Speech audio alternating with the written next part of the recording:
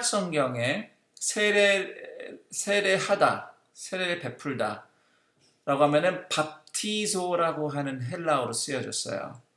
그런데 이 밥티소라고 하는 헬라어는 완전히 어딘가로 들어가는 행동, 그냥 뭐 위에 뭘 붓거나 또는 뭘 이렇게 뿌리거나 하는 정도가 아니라 완전히 들어가는 행동이 포함이 된 단어예요. 예를 들어서 사도행전 2장에 성령으로 세례를 받잖아요, 제자들이. 그렇죠? 우리는 일반적으로 성령으로 세례받는다 그러면 성령님이 오신 것만 생각한단 말이에요. 그렇지만 성령으로 세례받음은 내가 성령님 안으로 확 다 들어가 버리는 거죠. 이거를 이렇게 표현할 수 있습니다. 현상이나 체험보다도 내 삶의 주권이 완전히 하나님께 있는 겁니다. 하나님께 완전히 들어갔다는 것은 삶의 주권이 다 하나님께 있다는 뜻이에요. 그래서 그런 삶, 그러니까 성령으로 세례받은 삶을 또 성령은 성령 충만한 삶이라고 표현하기도 하죠.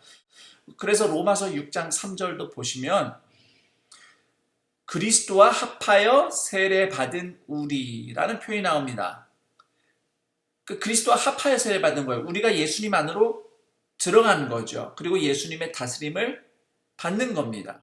자, 흥미롭게도 신약 성경에 예수님을 믿는다라고 할 때 이 믿는다라는 단어가 헬라어로 피스튜오 에이스라고 합니다. 피스튜오, 믿다, 에이스, 어디로 들어가다. 영어로 치면은 영어로 전치사 into에 해당돼요.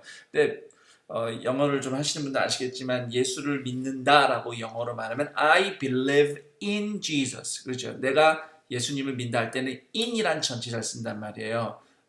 그런데 헬라어 성경에, 신약 성경에는 영어로 하면은 believe into, 어디 안으로 들어가듯이 그렇게 내가 예수를 믿는다 이렇게 표현되어 있어요.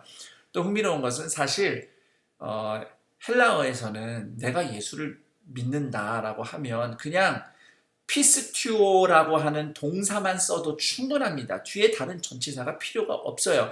그럼에도 사도 바울을 특별히 사도 바울 서신이 더 그렇고요. 그 밖에 뭐 요한복음도 대표적인데 신약성경 곳곳에 예수를 믿는다라고 할 때 그냥 피스튜오가 아니고 뒤에 into, 어디 안으로, 에이스, 이 전치사를 써서 같이 표현을 했다는 거죠. 그러니까 예수를 믿는다 함은 단지 예수님이 메시아이시다, 구원자이시다, 하나님의 아들이시다, 그분이 바로 하나님이시다라는 그 어떤 지적인 동의를 넘어서서 아예 내 삶이 예수님께 기대어 의지해서 아예 그분 안에 들어간 겁니다. 로마서 6장 3절처럼 그분과 합하여진 거, 우리가 그분 안에 들어간 거예요. 흥미롭게도 마태복음 28장 19절에 성부와 성자와 성령의 이름으로 세례를 주고, 우리말 성경에 그렇게 돼 있잖아요. 예수님이 제자들에게 승천하시면서 말씀하신 거죠. 그런데 성부와 성자와 성령의 이름으로 세례 준다고 하면 우리는 그분의 이름을 말하면서 세례를 베푼다라는 정도만 생각하죠. 헬라어로 마태복음 28장 19절을 보면 여기에 into가 쓰여요. 에이스. 그러니까 성부와 성자와 성령의 이름 안으로 세례를 주고 그 안으로 들어가듯 세례를 준다. 뭐 이렇게 되는 거예요. 영어로 baptize into the name of the Father and the Son and the Spirit. 뭐 이렇게 되는 겁니다. 그래서 이 세례 예식이라는 것 자체가 예수님 안에 이렇게 완전히 들어간 삶을 시각적으로 보여주는 예식이었다는 것을 이제 언어를 생각해 볼 때 알 수 있고요.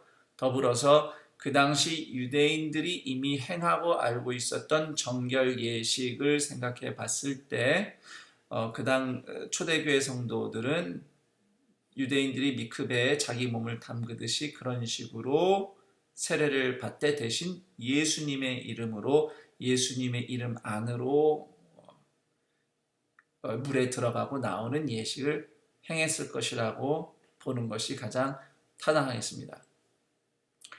대신 우리가 이런 논란을 하면 안 돼요. 그러니까 그 당시 예수님의 제자들이 그렇게 물 속에 아예 들어갔다 나오는 세례 방식을 취했기 때문에 그 방식으로 하는 것이 정통이다. 세례는 반드시 그렇게 해야 되고 그렇게 안 하면 세례가 아니다. 뭐 이렇게 말하면 안 됩니다. 왜냐하면 아시다시피 물로 그렇게 세례를 받는 예식이 구원의 조건이나 어떤 뭐라고 해야 되나 그걸 구원을 받는데 꼭 필요한 행위는 아니에요. 아시다시피 구원은 오직 예수 그리스도의 그 십자가 보혈의 은혜만이 우리가 구원을 받은 유일한 근거거든요. 그래서 세례를 받는 방식보다도 이 세례를 도대체 어떻게 이해하는가, 내가 세례 받음으로써 예수를 믿는 사람으로서 나는 이제 어떻게 살도록 구원받은 사람인가라는 것을 정확하게 이해하는 것, 그리고 그런 삶을 살아가는 것이 중요한 본질이라 하겠죠.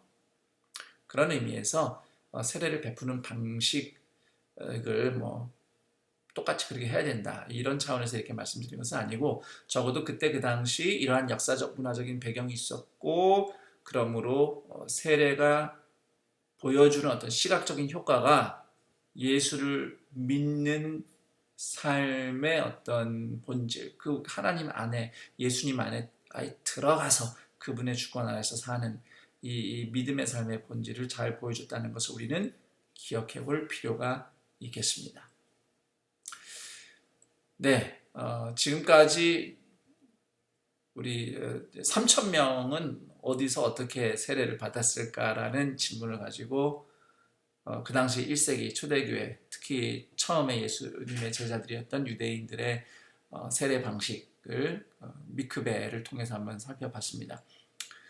이 영상을 통해서 우리가 받은 세례 또는 세례를 앞으로 받으실 분들, 우리 세례의 의미를 정확하게 잘 기억하고, 방식은 우리가 약식으로 하더라도 내 삶이 주님 안에 들어가는 것, 주님 안 주권 아래 사는 것, 이것이 중요하다는 것을 꼭 기억하는 우리 모두가 되기를 권면합니다. 자, 이상으로 바이블 톡톡 김성겸 목사 인사드리겠습니다. 감사합니다.